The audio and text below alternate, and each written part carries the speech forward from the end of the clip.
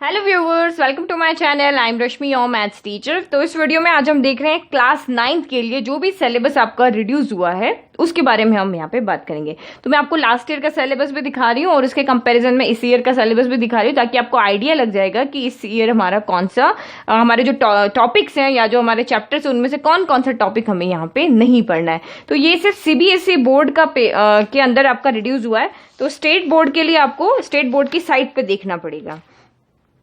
Okay तो ये आपका लास्ट ईयर का सिलेबस है। तो लास्ट ईयर के सिलेबस में से जो जो भी टॉपिक यहाँ पे हटे वो मैंने यहाँ पे अंडरलाइन कर दिए हैं और ये है आपका इस ईयर का सिलेबस। ओके तो इसमें से जो जो भी पॉइंट यहाँ पे हटे, अब देखो यहाँ पे टोटल 1 2 3 4 5 पॉइंट है और यहाँ पे टोटल 4 ही पॉइंट है, तो यहाँ पे कुछ कम हुआ है। तो आप इस ईयर के सिलेबस के अकॉर्डिंग ये चैप्टर के ई चैप्टर के अकॉर्डिंग यूनिट के अकॉर्डिंग यहाँ पे वेटेज देख लो। जैसे नंबर सिस्टम 8 मार्क्स का आएगा, एल्जेब्रा आपका 17 मार्क्स का आएगा। तो नंबर्स तो आपके यहाँ पे चेंज नहीं हुए, दोनों में आपका सेम ही है। तो आप यहाँ पे देखो इस ईयर आपका ये वाला टॉपिक हट गया है, representation of terminating non terminating recurring decimal on the number line through successive magnification. तो सक्सेसिव मैग्निफिकेशन वाला जो आपका यहाँ पे टॉपिक है ये है आपका पेज नंबर 15 पर। ये वाला जो था ना आपका, जैसे आप नंबर को इस तरह से बना के और इस तरह से हमने एग्जाम्पल्स किए हुए, इस तरह से क्वेश्चन सॉल्व किए, तो ये वाला टॉपिक अभी आपका इस ईयर के लिए यहाँ पे हट गया। यानी कि आपको जो एक्सरसाइज है 1.4 वो बिल्कुल नहीं पढ़ना है। ओके तो ये आपका 1.4 एक्सरसाइज यहाँ से बिल्कुल भी हट गया है। नाउ अब आप यहाँ पे देखो एक्सप्लेनिंग, ये वाला टॉपिक भी यहाँ से हट गया। Explaining that every real number is represented by a unique point on the number line and conversely with every point on the number line represents a unique real number और definition of nth root of a real number। तो ये तीन चीज यहाँ से हट गई। तो अब यहाँ से देखो आपको क्वेश्चन कौन कौन सा नहीं करना है तो वो मैं आपको बता देती हूँ ताकि आपको इजीली समझ में आ जाए। तो आप यहाँ पे देखो 1.1 एक्सरसाइज तो आपको पूरे से सॉल्व करना है। 1.2 एक्सरसाइज में क्वेश्चन नंबर 4 आपको ये नहीं करना है। फिर आपको यहाँ पे देखो, और अगर हम यहाँ पे देखते हैं तो 1.4 पूरा ही हटा दिया। 1.3 में से क्वेश्चन 6 आप हटा लो यहाँ से, तो ये आपको नहीं करना। तो ये जो आपको सेकंड अभी बताया ना उसके लिए यहाँ पे ये है, और 1.4 तो पूरा करना ही नहीं है। फिर आगे आपको सारे यहाँ पे दिखने हैं। तो ये आपका चैप्टर 1 में से हटा है।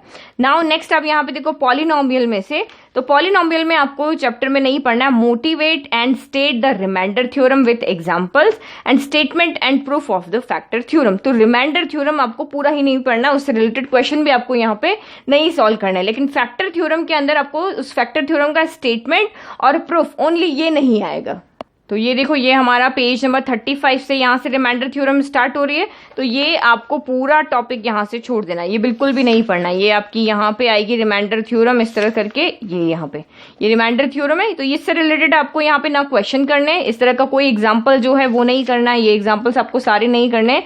और 2.3 के अंदर ये क्वेश्चन 1 और 2 नहीं करना है। तो ये तो आपका फैक्टर से रिलेटेड ये करना है, बट यहाँ रिमाइंडर फाइंड करने के लिए जो क्वेश्चन है 1 2 आपको नहीं करना है। फिर नेक्स्ट आपका ये है फैक्टर थ्योरम। तो फैक्टर थ्योरम का स्टेटमेंट नहीं पढ़ना है यहाँ पे आपको, ना इसका प्रूफ पढ़ना है, बट क्वेश्चंस आपको यहाँ पे सॉल्व करने हैं। ओके सिर्फ इसका फैक्टर थ्योरम का स्टेटमेंट हटा है और यहाँ पे इसका थ्योरम का प्रूफ यहाँ से हट गया। ये जो प्रूफ था ना यहाँ पे जो मैंने आपको एक्सप्लेन किया था पूरा वीडियो में, ये आपको यहाँ पे नहीं करना है। बट आपके एग्जाम्पल्स या क्वेश्चन से रिलेटेड इससे वो एग्जाम में आएंगे। ओके तो एक्सरसाइज 2.4 आपको यहाँ पे पूरा सॉल्व करना है। फिर नेक्स्ट देखते हैं।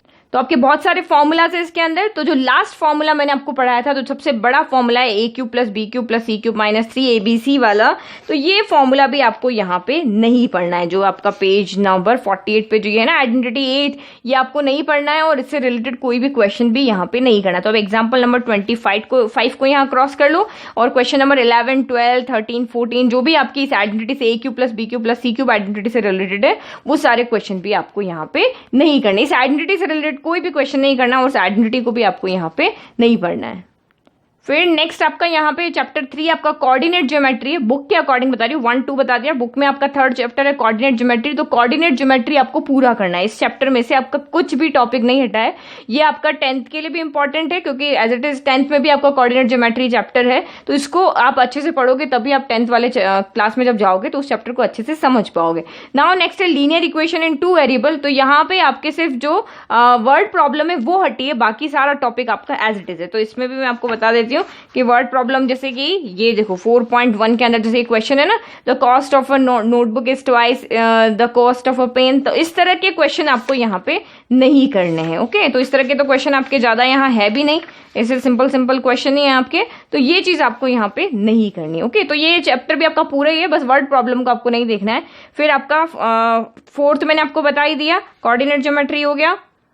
नाउ नेक्स्ट आपका यहाँ पे हो गया यूक्लिड। तो यूक्लिड चैप्टर आपका यहाँ से पूरा हट गया है, क्योंकि ये बिल्कुल थ्योरेटिकल भी चैप्टर था और पढ़ने में भी बच्चों को बहुत टफ लगता है, तो इसीलिए इस चैप्टर को यहाँ से पूरा ही हटा दिया। इसका 10th में भी कोई यहाँ पे यूज नहीं था, सिंपल सिंपल लॉजिक है वो हम वैसे भी यूज कर लेते हैं, तो ये आपका चैप्टर यहाँ से हट गया है। नाउ नेक्स्ट देखते हैं। फिर नाउ 6th चैप्टर है आपका लाइन्स एंड एंगल्स। तो इस चैप्टर में से भी आपका कुछ भी टॉपिक नहीं हटा है, ये चैप्टर आपका पूरा का पूरा एज इट इज यहाँ पे आ रहा है। फिर नेक्स्ट आप यहाँ पे 6th चैप्टर में से आपको कुछ भी नहीं छोड़ना है, क्योंकि ये बेसिक है आपका, इसको आप अच्छे से पढ़ोगे तभी आप वहाँ नेक्स्ट 10th क्लास में जब जाओगे तो क्वेश्चन को अच्छे से सॉल्व कर पाओगे। नाउ नेक्स्ट आपका है ट्राइंगल्स चैप्टर। तो ट्राइंगल्स चैप्टर में से आपको थ्योरम नंबर 7.1 नहीं पढ़ना है, ओनली प्रूफ नहीं पढ़ना है। क्वेश्चन तो इससे रिलेटेड आ सकते हैं लेकिन प्रूफ नहीं आपको नहीं पढ़ना है, क्योंकि आगे देखो यहाँ पे प्रूफ लिखा हुआ है, मोटिवेट नहीं लिखा हुआ है, प्रूफ लिखा हुआ है, इसका मतलब आपको सिर्फ प्रूफ नहीं पढ़ना है। यानी कि एंगल साइड एंगल थ्योरम जो कि आपकी पेज नंबर 115 पे है, ये थ्योरम का प्रूफ आपको यहाँ पे नहीं पढ़ना है। नाउ नेक्स्ट पेज पे अगर हम देखते हैं तो इस चैप्टर में से हमारी एक और थ्योरम है जो नहीं आ रही है और उसके रिलेटेड क्वेश्चंस भी नहीं आ रहे, तो ये है हमारी नेक्स्ट थ्योरम। इनइक्वालिटीज वाला पूरा चैप्टर आपको नहीं करना है। ओके, तो ये देखो अब यहाँ से ये 121 पेज नंबर है, ये 7.6 से स्टार्ट हो रहा है, इनइक्वालिटीज इन अ ट्राइंगल। तो इसमें इस टॉपिक से रिलेटेड जो भी आपकी थ्योरम है, तो यहाँ इस पेज से लेकर के दिस पेज जहाँ पे थ्योरम नंबर 7.6 है, ये थ्योरम नहीं करना है, 7.7 नहीं करना है, 7.8 नहीं करना है, एग्जाम्पल 9 नहीं करना है, और ये एक्सरसाइज 7.4 आपको पूरा ही नहीं सॉल्व करना है। यानी इस इनइक्वालिटी से रिलेटेड जो हमारा टॉपिक था एक्सरसाइज 7.4 पूरा और इससे पहले वाला उस टॉपिक से लेके, यानी पेज नंबर 129 से लेके और 132 तक आपको यहाँ पे कुछ नहीं पढ़ना है। ओके, और नेक्स्ट आपका फिर यहाँ पे है चैप्टर क्वाड्रिलेटरल। क्वाड्रिलेटरल में से आपका यहाँ से कुछ भी टॉपिक यहाँ पे कम नहीं हुआ है। क्वाड्रिलेटरल आपका पूरा का पूरा एज इट इज एग्जाम में आ रहा है, इसमें से एक भी टॉपिक आपका कम नहीं हुआ। ये देखो यहाँ पूरे 6 टॉपिक है और इसमें भी ये पूरे आपके यहाँ पे 6 टॉपिक है। ओके, फिर नेक्स्ट हम देखते हैं यहाँ पे एरिया। तो आपका एरिया चैप्टर जो है चैप्टर नंबर 9, वो भी पूरा यहाँ से आपके सिलेबस से इस ईयर के लिए हट चुका है। ओके, तो आपको पूरा ही चैप्टर यहाँ पे ये नहीं पढ़ना है, बट अगर आप एग्जाम के पॉइंट ऑफ व्यू से देखते हो तो आप इसको नहीं रेडी करो, अगर आप सिर्फ एग्जाम के लिए प्रिपेयर कर रहे हो। लेकिन अगर आपको 10th अच्छे से पास करना है तो बेसिक सारे यहीं से स्टार्ट हो रहे हैं। तो इस चैप्टर नंबर 9 की जो भी थ्योरम्स है वो आगे आपको क्लास में नेक्स्ट जब आप 10th में जाओगे तो वहां भी आपको ये थ्योरम्स यूज आएगी जब आप 10th क्लास में इसको सॉल्व करोगे। तो अभी नहीं पढ़ोगे तो आप 10th क्लास में जाओगे तब आपको पढ़नी पड़ेगी। तो आप इसको क्या करो, बुक तो आप पूरी पढ़ो, लेकिन जब आप एग्जाम देने जाओगे तो सिर्फ वही टॉपिक पढ़ो जो कि आपको एग्जाम में आने वाले। लेकिन बुक सारे चैप्टर्स आप अच्छे से कंप्लीट करो, क्योंकि आपको बोर्ड के लिए रेडी होना है। नाउ नेक्स्ट आपका यहाँ पे सर्कल्स चैप्टर है। तो सर्कल चैप्टर में से देखो आपके 2 थ्योरम हटी है, थ्योरम 10.5, थ्योरम 10.10। तो ये दोनों थ्योरम आपको नहीं पढ़नी है। तो ये जो थ्योरम आपकी 175 पेज पे है, थ्योरम नंबर 10.5, ये थ्योरम आपको नहीं पढ़नी है और इससे रिलेटेड आपका कोई क्वेश्चन है तो वो भी आपको नहीं करना है। और नेक्स्ट है आपकी थ्योरम नंबर 10.10। तो ये रही आपकी थ्योरम 10.10, दोनों ही इतनी इंपॉर्टेंट थ्योरम नहीं थी, तो ये वाली थ्योरम नंबर 10.10 दोनों आपको नहीं पढ़ना है और मोटिवेट लिखा हुआ है, इसलिए आपको इसका मतलब इससे रिलेटेड क्वेश्चंस भी आपको यहाँ पे सॉल्व नहीं करने। फिर नेक्स्ट आप यहाँ पे देखोगे कंस्ट्रक्शन। तो कंस्ट्रक्शन में आपको ये पेरीमीटर वाले जो क्वेश्चन थे वो कंस्ट्रक्शन नहीं देखना है। ये वाला कंस्ट्रक्शन 11.6 जो आपका है, यानी कि आपको पेज नंबर 194 नहीं पढ़ना है, 195 पे जो एग्जाम्पल है वो नहीं पढ़ना है, और 11.2 जो है उसमें से क्वेश्चन 4 और 5 जो आपके यहाँ पे पेरीमीटर आपको यहाँ पे ये देखो इस तरह से ये पेरीमीटर आपको गिवन है ना, XY + YZ + ZX, और यहाँ पे भी आपको ये वाला ट्राइंगल भी, ये वाला क्वेश्चन भी आपको यहाँ पे नहीं पढ़ना है, क्योंकि इस क्वेश्चन 5th क्वेश्चन में भी आपको यहाँ पे ये जो 18 है वो क्या है, पेरीमीटर ही है। क्योंकि देखो base is 12 centimetre, sum of its hypotenuse and other 2 sides is 18 centimetre. तो ये दोनों क्वेश्चन आपको यहाँ पे नहीं पढ़ना। तो पेरीमीटर से रिलेटेड हो गया। फिर मेंसुरेशन में आपको क्या नहीं पढ़ना है, देखो तो आपका जो चैप्टर 12 है हीरोन्स फार्मूला, तो हीरोन्स फार्मूला में आपको 12.2 एक्सरसाइज बिल्कुल नहीं करनी है, ओनली 12.1 एक्सरसाइज करनी है। तो आप यहाँ पे ये जो टॉपिक हट गया है आपका its application in finding the area of a quadrilateral, तो ये आपका यहाँ पे हो गया application of Heron's formula in finding areas of quadrilateral. तो पेज नंबर आपका 203 है, तो वहां से आप स्टार्ट कर लो। तो ये आपको नहीं पढ़ना है बिल्कुल, यानी कि आपको ये जो चैप्टर है वो सिर्फ आपको यहीं तक पढ़ना है। ओके, यानी 12.1 एक्सरसाइज जहाँ खत्म हो रही है वहीं पे आपका चैप्टर खत्म हो गया। ये सारा अभी इस ईयर यहाँ पे टॉपिक इसमें से हट गया है। ओके, तो ये हमारा पूरा जो लेंथी टॉपिक था इसका वो आपका हट गया। हीरोन्स फार्मूला से आपका सिंपल सा क्वेश्चन आएगा। फिर नेक्स्ट आपका सरफेस एरिया एंड वॉल्यूम में से कुछ भी नहीं हटा, सरफेस एरिया एंड वॉल्यूम आपका पूरा आएगा, क्योंकि ये पूरा बेसिक है। अगर आप 9th क्लास में इसको अच्छे से पढ़ोगे, सारे फॉर्मूलाज अच्छे से लर्न रखोगे, तभी आपको 10th क्लास में कोई प्रॉब्लम नहीं होगी और आप आगे जो फॉर्मूलाज और हैं वो आप इजीली वहां पे क्वेश्चन को सॉल्व कर पाओगे, क्योंकि यहाँ पे इसी क्लास में आपने सारे फॉर्मूलाज को अच्छे से लर्न कर लिया। नाउ प्रोबेबिलिटी में से कुछ नहीं हटा है। नेक्स्ट आपका स्टैटिस्टिक्स देखते हैं। तो इसमें से आपका हिस्टोग्राम हट गया है, फ्रीक्वेंसी पॉलीगन हट गया है, mean median and mode ungrouped data के लिए ये भी आपका पूरा यहाँ से हट गया है। तो आप देखो पेज नंबर आपको कौन सा नहीं पढ़ना है, तो 249 पे आपका हिस्टोग्राम है। तो ये हिस्टोग्राम से रिलेटेड जो क्वेश्चन आएंगे आपके इस तरह से, ये जो हम हिस्टोग्राम के इस तरह से फिगर बनाते हैं ना, तो आप यहाँ से देखो इस पेज नंबर 249 के इस टॉपिक से लेकर के फिर आगे आपको ये एग्जाम्पल 7 नहीं करना है। फिर नेक्स्ट आपको यहाँ पे ये भी नहीं करना, ये जो क्वेश्चन है। फिर ये फ्रीक्वेंसी पॉलीगन, तो आपको कंटिन्यू जो हम चलते आ रहे फ्रीक्वेंसी पॉलीगन भी नहीं करना है। इस तरह के जो फिगर है, इस तरह के क्वेश्चन हमें यहाँ पे नहीं करने हैं। एग्जाम्पल 8 नहीं करना है, एग्जाम्पल 9 नहीं करना है। और फिर अगर आप एक्सरसाइज 14.3 में देखोगे तो एक क्वेश्चन नंबर 4 हमें नहीं करना है, क्वेश्चन नंबर 5 हमें नहीं करना है।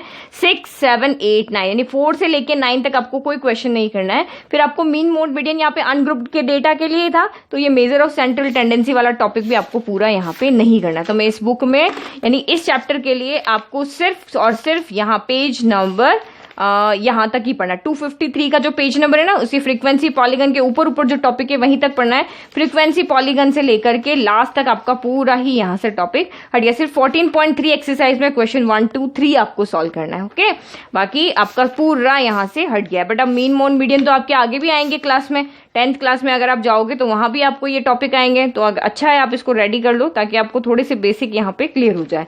फिर नेक्स्ट आपका प्रोबेबिलिटी चैप्टर, प्रोबेबिलिटी में से आपका कुछ भी नहीं हटा है, ये आपको चैप्टर पूरा अच्छे से पढ़ना है।